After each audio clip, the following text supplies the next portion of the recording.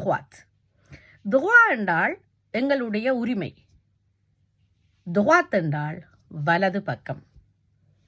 droit என்றால் எங்களுடைய உரிமை. droite என்றால் வலது பக்கம். c'est mon droit.